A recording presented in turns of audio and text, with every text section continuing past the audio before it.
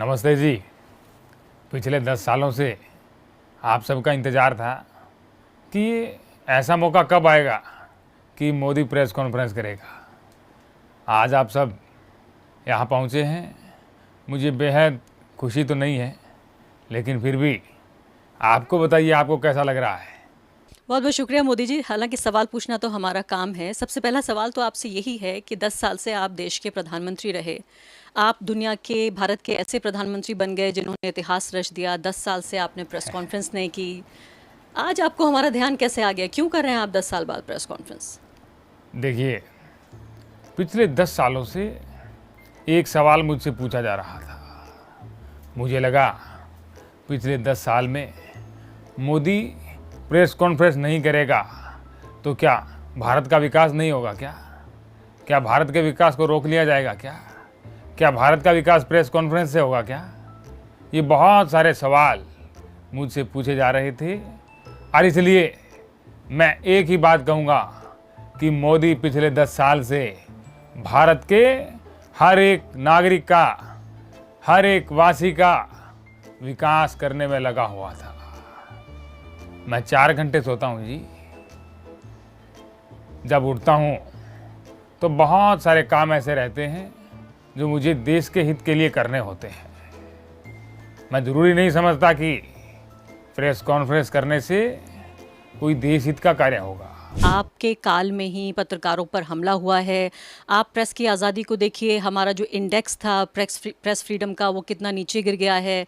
पूरे news organisations पर आपने आतंक निरोधी कानून लगा दिया है। पत्रकार जेल में हैं। जो पत्रकार सवाल पूछ रहे हैं उन पत्रकारों को जेल में डाला जा रहा है, धमकाया जा रहा है। ये सब क्यों कर रहे हैं आप, प्रेस की आज़ादी पर हमला? हमने इतने समय में एक चीज़ तो ये देख ली कि कौन से पत्रकार असली हैं, कौन से नकली हैं। हमने जब भी वार्तालाप किया, आमने सामने बैठ करके किया है, हर पत्रकार ने कठिन से कठिन हर प्रकार के सवाल को पूछा है। क्या वो असली पत्रकार नहीं थे क्या, जिनसे मेरी वार्तालाप हुई और उन्होंने मुझसे पूछा कि आप बटुआ लेकर के घूमते हो कि नहीं घूमते हो, आप कितने बजे सोते हो, कितने बजे उठते हो, थकते नहीं है क्या? ये ऐसे सवाल आज तक पूछे नहीं गए थे। इन सवालों के लिए जो हिम्मत चाहिए वो क्या आप लोगों में है क्या? मोदी जी, आपने सत्ता में आने से पहले 2 करोड़ नौकरियां देने का वायदा किया था। उस हिसाब से अगर देखा जाए तो 10 साल में 20 करोड़ नौकरियां आपको देनी चाहिए थी। वो 20 करोड़ नौकरियां कहाँ हैं? क्या युवाओं को वो नौकरियां मिली? आपने देशवासियों से पूछा है क्या? क्या वो 10 की जॉब करने, 10 से 6 की जो जॉब होती है वो करने में खुश हैं क्या? साथियों, आज पूरा देश कोई जॉब नौकरी नहीं करना चाहता है। मोदी ने ऐसा काम किया है। आपको जानकर के हैरानी होगी जी, पिछले 10 सालों में 2014 के बाद एक सोशल मीडिया की क्रांति आई है और उस क्रांति में चाहे बच्चा हो, चाहे जवान हो, चाहे बूढ़ा हो, हर कोई रील बनाने में लगा हुआ है।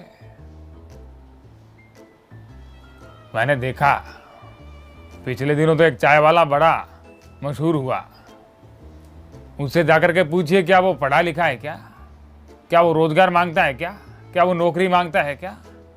लेकिन मोदी ने उसे 2014 के बाद ऐसी चीजें प्रोवाइड करवाई, देश में या तो रील बन रही है या रील देखी जा रही है। सर नमस्कार। आपने कहा था कि काला धन की काट करेंगे और काले धन पर लगाम लगाएंगे और फिर जब वो वापस आ जाएंगे तो उसमें 15-15 लाख लोगों को बांट दिए जाएंगे। लेकिन तमाम आंकड़ों के हिसाब से सारा धन वापस नहीं आया है। तो क्या आप जिम्मेदारी लेते हैं कि 15 लाख रुपए के नाम पर लोगों को छला गया?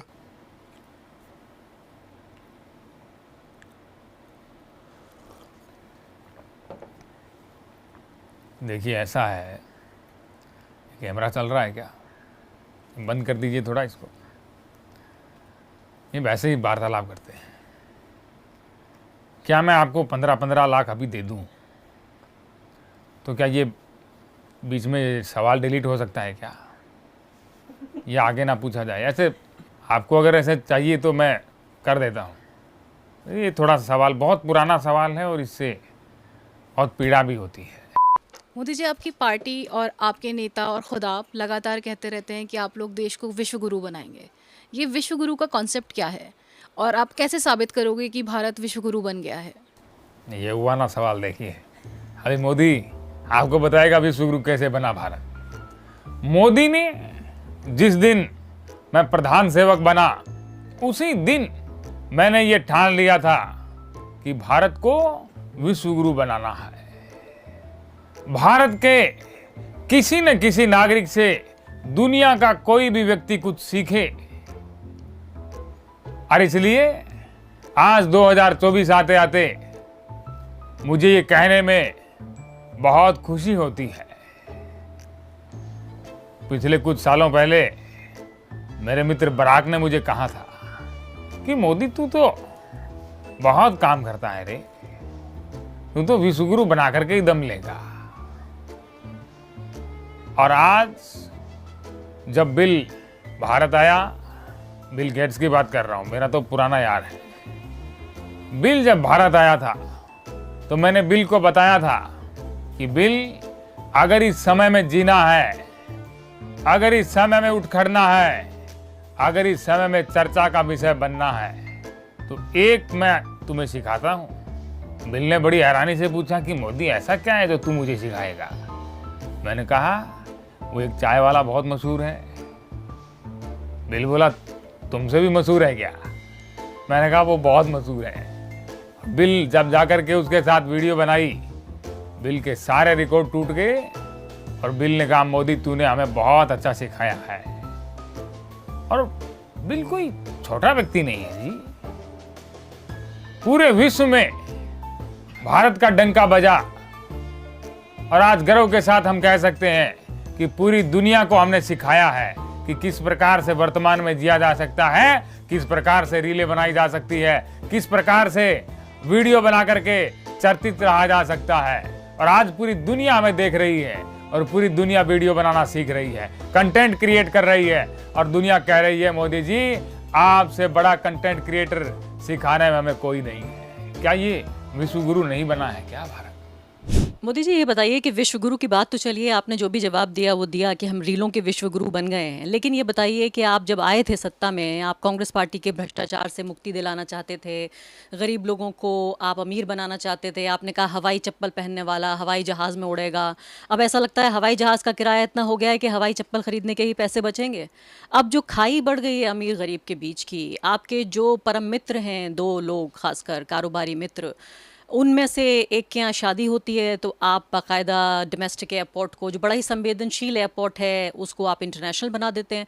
हद तो ये हो गई मोदी जी, ऐसा भारत के इतिहास में कभी नहीं हुआ कि आपने एयरफोर्स के लोगों को वहाँ बिल्कुल कर्मचारियों की तरह लगा दिया एक कारोबारी की शादी में। जब मैं ऐसे सवाल सुनता हूँ, ऐसी बातें सुनता हूँ, तो मुझे बहुत पीड़ा होती है। मोदी जिस दिन पूरे देश का प्रधानमंत्री बना, उसी दिन मैंने कहा था वसुधैव कुटुंबकम, पूरा देश हमारा परिवार है, हर देश का वासी हमारा परिवार का हिस्सा है। तो क्या अगर परिवार के किसी व्यक्ति की शादी हो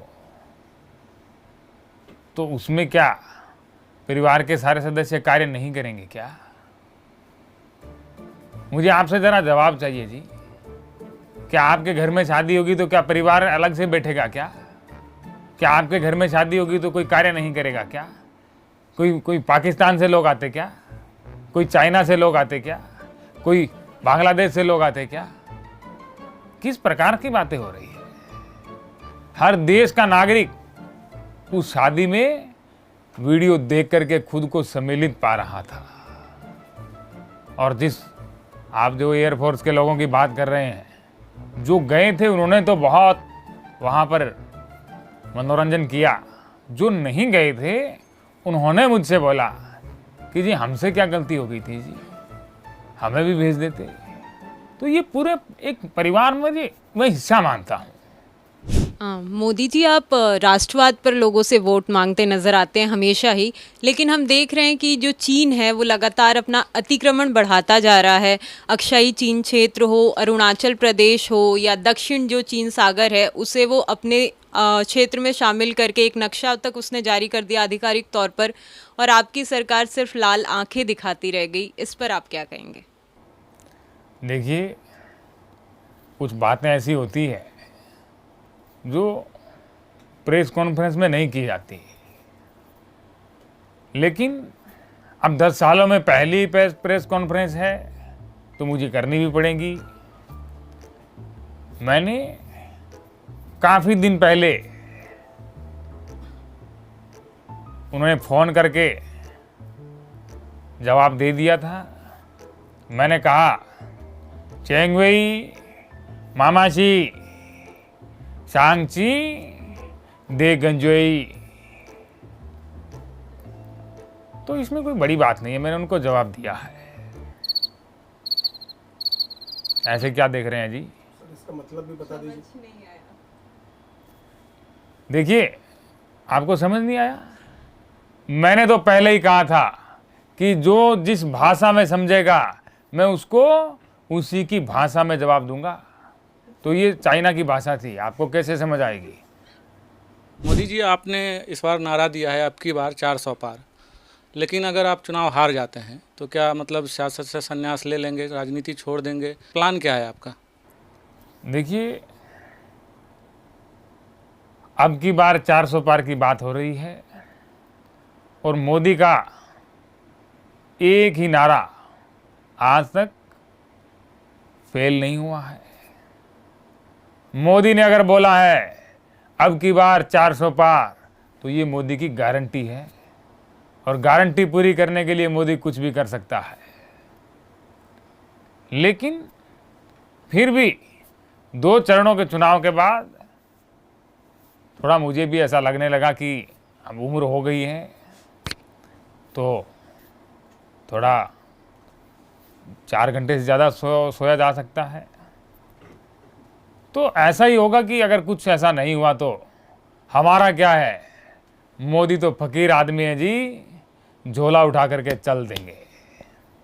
अभी अगर आपसे कुछ और मुझे चीज़ें साझा करनी है या आपको मुझसे कुछ पूछना है तो अभी पूछ लीजिएगा, क्योंकि इसके बाद प्रेस कॉन्फ्रेंस शायद फिर मैं करूं नहीं।